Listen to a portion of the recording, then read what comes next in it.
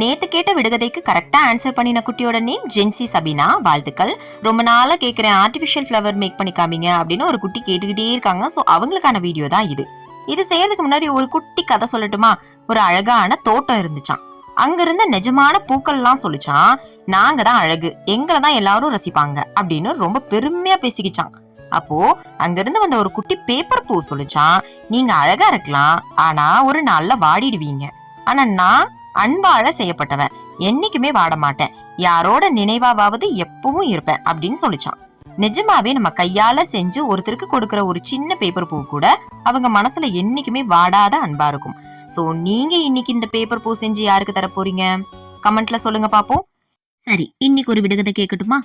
மழையில் நனையும், வெயிலில் காயும், வாடாத பூ இது, அது என்ன? சொல்லுங்க பாப்போம். அவ்வளவுதான், சூப்பரான பேப்பர் ஃப்ளவர் ரெடி பண்ணியாச்சு. இந்த பேப்பர் ஃப்ளவர் பிடிச்சிருந்துச்சுன்னா ஒரு லைக் பண்ணிட்டு போங்க. இந்த மாதிரி வீடியோஸ் பாக்குறதுக்கு சேனல் மறக்காம சப்ஸ்கிரைப் பண்ணிக்கோங்க. நேத்து கமெண்ட்ல நேம் சொல்ல சொன்ன குட்டீஸோட name Niru, Anushka, Munisha, Priyadarshini. Hi all.